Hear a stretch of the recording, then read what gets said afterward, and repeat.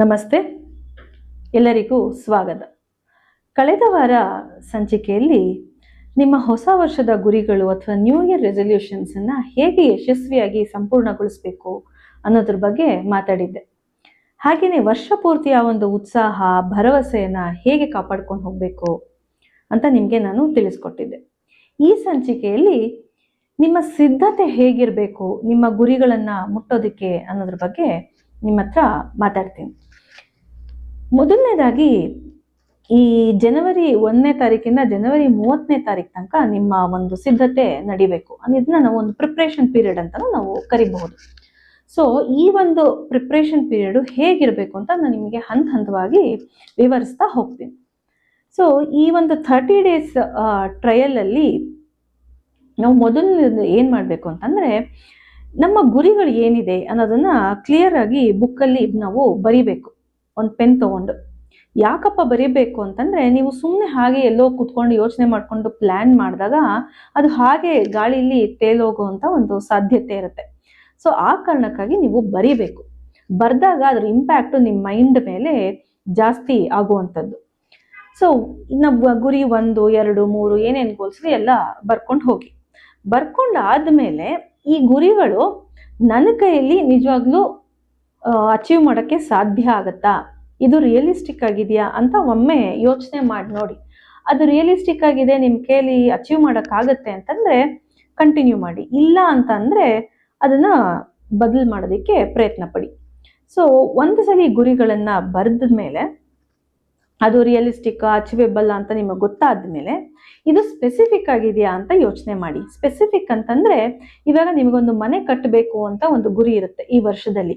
So ಯಾವ ತರ ಮನೆ ಇರ್ಬೇಕದು, ಅದು ಅಪಾರ್ಟ್ಮೆಂಟಾ ಅಥವಾ ಒಂದು ಬಂಗ್ಲೋನಾ, ಒಂದು ಅರಮನೆನಾ, ಆ ಮನೆ ಕಟ್ಸಕ್ಕೆ ಎಷ್ಟು ದುಡ್ಡು ಬೇಕಾಗತ್ತೆ, ನಿಮ್ಮ ಹತ್ರ ಎಷ್ಟು ಬಡ್ಜೆಟ್ ಇದೆ, ನಿಮ್ಮ ಇನ್ಕಮ್ ಏನು, ನಿಮ್ಮ ಎಕ್ಸ್ಪೆನ್ಸ್ ಏನು, ನಿಮ್ಮ ಸೇವಿಂಗ್ಸ್ ಏನು ಅಂತ ಹೇಳಿ ನೀವು ಯೋಚನೆ ಮಾಡಿ ಅದನ್ನ ಕ್ಲಿಯರ್ ಆಗಿ ಬರೆಯುವಂಥದ್ದು. ಸೊ ಸ್ಪೆಸಿಫಿಕ್ ಗಾಗಿ ನೀವು ಆ ಗೋಲ್ನ ಬರ್ದಾದ್ಮೇಲೆ ಅದು ಮೆಜರ್ ಮಾಡೋಕ್ಕಾಗತ್ತಾ ಅಂದ್ರೆ 3 ತಿಂಗಳು 6 ತಿಂಗಳು ಒಂದ್ಸಲ ಅದನ್ನ ನೀವು ಏನ್ ಪರ್ಫಾರ್ಮೆನ್ಸ್ ಕೊಡ್ತಿದ್ದೀರಾ, ಏನ್ ಟ್ರೈ ಮಾಡ್ತಿದ್ದೀರಾ ಅದನ್ನ ನೀವು ಮೆಜರ್ ಮಾಡ್ಬೋದಾ, ಕ್ವಾಂಟಿಫೈಯಬಲ್ ಆಗಿದೆಯಾ ಅನ್ನೋದನ್ನ ನೀವು ಅಲ್ಲಿ ಬರ್ಕೋಬೇಕು. ಆದ ನಂತರ ಇದು ಟೈಮ್ ಬೌಂಡ್ ಆಗಿದೆಯಾ ಅಂತ ನೀವು ನೋಡ್ಕೊಳ್ಳಿ. ಅಂದ್ರೆ ಇದಕ್ಕೆ ಎಷ್ಟು ಟೈಮ್ ಬೇಕಾಗ್ಬೋದು ಆ ಮನೆ ಕಟ್ಟೋದಿಕ್ಕೆ, 10 ತಿಂಗಳು ಬೇಕಾ, 1 ವರ್ಷ ಬೇಕಾ, ಅಥವಾ 5 ವರ್ಷ ಬೇಕಾ ಅನ್ನೋದನ್ನ ನೀವು ಅಲ್ಲಿ ಬರ್ಕೋಬೇಕಾಗತ್ತೆ. ಸೊ ಈ ತರ ಒಂದು ಕ್ಲೀನ್ ಆಗಿ ಅದು ಸ್ಪೆಸಿಫಿಕ್ ಆಗಿದೆಯಾ, ಅದು ಮೆಜರಬಲ್ ಆಗಿದೆಯಾ, ಅಚೀವೇಬಲ್ ಆಗಿದೆಯಾ ಅಥವಾ ರಿಯಲಿಸ್ಟಿಕ್ ಆಗಿದೆಯಾ, ಜೊತೆಗೆ ಅದಕ್ಕೆ ಏನ್ ಟೈಮ್ ಕೊಡಬೇಕು ಅಂತ ನಿಮ್ಗೆ ಗೊತ್ತಾದಾಗ ನಿಮ್ಗೆ ಒಂದು ಕ್ಲಾರಿಟಿ ಸಿಗುತ್ತೆ. ಓಕೆ, ಇಷ್ಟು ಇದಕ್ಕೆ ಬೇಕಾಗುವಂಥದ್ದು ಅಂತ. ಸೊ ಆ ಕ್ಲಾರಿಟಿ ಸಿಕ್ಕಿದಾಗ ನಿಮ್ಗೆ ಕಾನ್ಫಿಡೆನ್ಸ್ ಬರುತ್ತೆ. ನನ್ನ ಕೈಯಲ್ಲಿ ಇದು ಮಾಡೋಕ್ಕಾಗುತ್ತೋ ಇಲ್ಲೋ ಅನ್ನೋ ಒಂದು ಕಾನ್ಫಿಡೆನ್ಸ್ ನಿಮ್ಗೆ ಬರುವಂಥದ್ದು. ಸೊ ಆ ಕಾರಣಕ್ಕಾಗಿ ನೀವು ಇದನ್ನ ಕ್ಲಿಯರ್ ಆಗಿ ಬರಿಬೇಕು. ಬರ್ದ ಆದ್ಮೇಲೆ ಏನ್ ಮಾಡ್ಬೇಕು ಅಂತಂದ್ರೆ, ಇದನ್ನ ಎಷ್ಟು ಸಲ ನೀವು ಇವ್ಯಾಲ್ಯೂಯೇಟ್ ಮಾಡ್ತೀರಾ ಮತ್ತೆ ಯಾವಾಗ ಇವ್ಯಾಲ್ಯೂಯೇಟ್ ಮಾಡ್ತೀರಾ ಅನ್ನೋದನ್ನು ಬರಿಬೇಕು. 3 ತಿಂಗಳಿಗೆ ಒಂದ್ಸಲ ಇವ್ಯಾಲ್ಯೂಯೇಟ್ ಮಾಡ್ತೀರಾ ಅಥವಾ 6 ಮಂತ್ಸ್ ಒಂದ್ಸಲನಾ, 9 ಮಂತ್ಸ್ ಒಂದ್ಸಲ ಮಾಡ್ತೀರಾ ಅನ್ನೋದನ್ನ ಬರ್ಕೋಬೇಕು. ಆ ಇವ್ಯಾಲ್ಯೂಯೇಷನ್ ಪೀರಿಯಡ್, ಡೇಟು, ಟೈಮ್ ಎಲ್ಲ ಬರ್ಕೋಬೇಕು.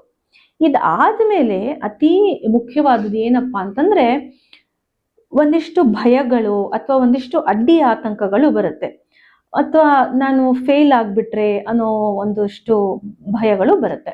ಸೊ ಇದಕ್ಕೆಲ್ಲ ನಾನು ಮೆಂಟಲಿ ಪ್ರಿಪೇರ್ ಆಗ್ಬೇಕು. ಅದೇನೇ ಬರ್ಲಿ ಅದನ್ನೆಲ್ಲ ನಾನು ಫೇಸ್ ಮಾಡಬೇಕು, ಎದುರಿಸ್ಬೇಕು.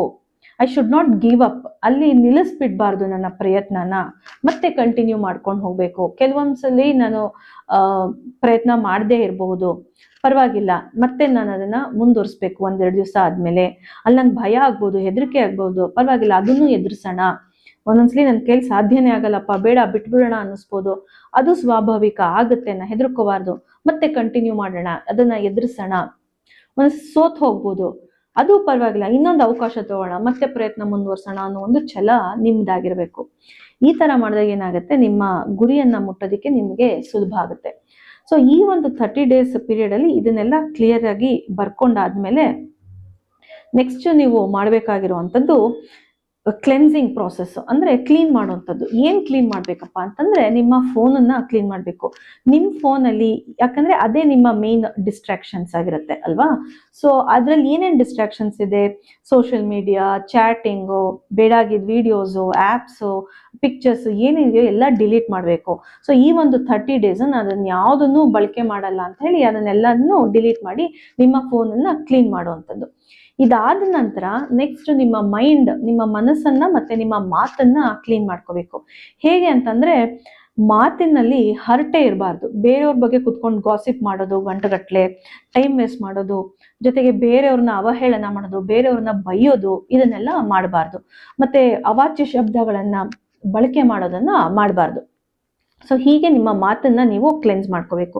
ಇದಾದ್ಮೇಲೆ ನಿಮ್ಮ ಮನಸ್ಸನ್ನು ಕ್ಲೀನ್ ಮಾಡ್ಕೋಬೇಕು. ಹೇಗೆ ಅಂತಂದ್ರೆ ನಿಮ್ಮಲ್ಲಿ ಏನೇನು ನೆಗೆಟಿವಿಟಿ ಇದೆಯೋ ಆ ನೆಗೆಟಿವಿಟಿಯಿಂದ ನಾನು ಹೊರಗೆ ಬರ್ತೀನಿ, ನನ್ನ ಕಹಿ ಅನುಭವಗಳಿಂದ, ಕಹಿ ಘಟನೆಗಳಿಂದ ನಾನು ಹೊರಗೆ ಬರ್ತೀನಿ ಅಂತ ಹೇಳಿ ಅದರಿಂದ ನೀವು ಹೊರಗೆ ಬಂದು ನಿಮ್ಮ ಮೈಂಡನ್ನು ಸಹ ನೀವು ಕ್ಲೀನ್ ಮಾಡ್ಕೋಬೇಕು. ಸೊ ಈ ತರ ಒಂದು ಸಿದ್ಧತೆಯನ್ನ ಮಾಡ್ಕೊಂಡಾಗ ಏನಾಗತ್ತೆ ಅಂತಂದ್ರೆ ಇದು ನಿಮ್ಮ ದಿನಚರಿಯಲ್ಲಿ ಒಂದು ಭಾಗ ಆಗ್ತಾ ಹೋಗುತ್ತೆ.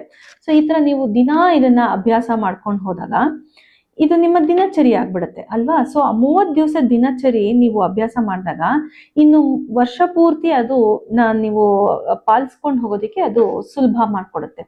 ಸೊ ಆ ಕಾರಣಕ್ಕಾಗಿ ನೀವು ಈ ಒಂದು 30 ಡೇಸು ಬಿಡದೇನೆ ಇದನ್ನ ನೀವು ಅಭ್ಯಾಸ ಮಾಡಬೇಕು.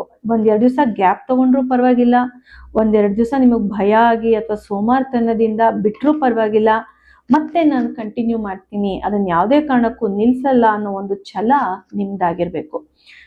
ಸೊ ಈ ತರ ಮಾಡೋದ್ರಿಂದ ಒಂದು ಪಾಸಿಟಿವಿಟಿ ಸಿಗುತ್ತೆ, ಕ್ಲಾರಿಟಿ ಸಿಗುತ್ತೆ, ಕಾನ್ಫಿಡೆನ್ಸು ಸಹಿತ ನಿಮ್ದಾಗುತ್ತೆ ನಿಮ್ಮ ಗುರಿಗಳನ್ನ ಮುಟ್ಟೋದಿಕ್ಕೆ. ಸೊ ಈ ಒಂದು 30 ಡೇಸು ನೀವು ಬಿಟ್ಟು ಬಿಡದೆ ಈ ಒಂದು ಅಭ್ಯಾಸ ಮಾಡ್ತೀರಾ ಅಂತ ಹೇಳಿ ನಾನು ಈ ಒಂದು ಸಂಚಿಕೆಯನ್ನ ಮುಗಿಸ್ತಾ ಇದ್ದೀನಿ. ನಿಮಗೇನೇ ಡೌಟ್ಸ್ ಇದ್ರೂ ನೀವು ಈ ಕೆಳಕಂಡ ನಂಬರ್ನಲ್ಲಿ ನನ್ನನ್ನು ಸಂಪರ್ಕಿಸಿ ಹೆಚ್ಚಿನ ಮಾಹಿತಿಗಳನ್ನು ಪಡಿಬಹುದು. ಜೊತೆಗೆ ನಿಮ್ಗೆ ಏನು ಅನ್ನಿಸ್ತು ಅನ್ನೋದನ್ನ ಕಮೆಂಟ್ ಮಾಡಿ ತಿಳಿಸಿ. All the very best. ಧನ್ಯವಾದಗಳು.